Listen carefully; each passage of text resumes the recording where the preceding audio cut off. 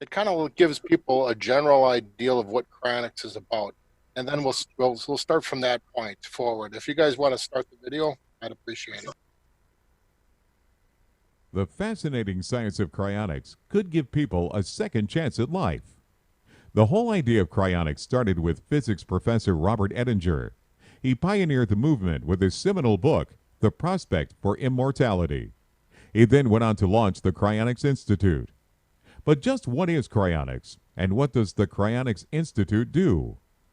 Cryonics is a procedure that preserves the human body at low temperatures after death, in the hope it can be revived in the future. The process should begin immediately after a person is declared legally dead.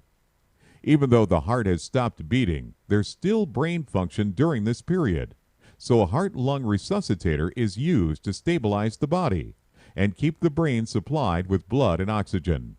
The body is cooled in an ice bath to slow down metabolic demand and to protect both DNA and organ structure. Then anticoagulants and protective medications are injected into the body to stop the blood clotting during transit. The body is then packed in ice and transported to a cryonics facility. Once there, a process called vitrification begins, where the blood is replaced with a cryoprotectant antifreeze solution. This is done to prevent the cells from freezing and to stop ice crystals from forming around organs at extremely low temperatures. The body is then placed in a computerized vapor cooling chamber and cooled to negative 196 degrees Celsius. Once the body is properly cooled, the patient is transferred to a long-term cryostat storage container. Thousands of people are signed up for cryonics throughout the world, and the numbers are steadily growing. The Cryonics Institute is the world's largest provider of whole-body cryonics. They have performed more whole-body human and pet cryosuspensions than any other organization. The Cryonics Institute is also the most affordable cryonics company, with a whole-body suspension fee of only $28,000. Most people can afford this cost with simple life insurance.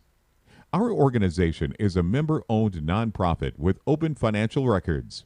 Suspension money collected is carefully invested in secure endowment-like securities. The investment dividends earned from these investments fund perpetual storage and cryonics upkeep. This is how CI has operated since 1976. Some people prematurely dismiss cryonics because the technology to revive someone who has been cryogenically frozen does not exist yet.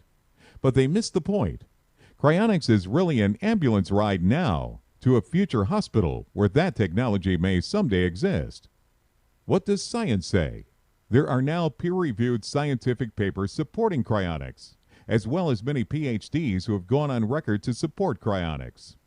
Recent advances in stem cells, nanotechnology, and genetic engineering are proving that what was once considered impossible is becoming routine. Some have suggested that someday even aging itself may be halted or reversed. People once considered dead only 50 years ago today are revived with CPR and cardiac defibrillation. Cardiopulmonary resuscitation and organ transplant technology were once shunned by primitive thinkers, but today they are hailed as life-saving advances. If history has taught us anything, no one knows the future, and it is foolish to say what future technology will be impossible. Considering the alternative, which is certain death, cryonics is a rational scientific wager with little to lose and virtually everything to gain. Check out cryonics.org to learn more.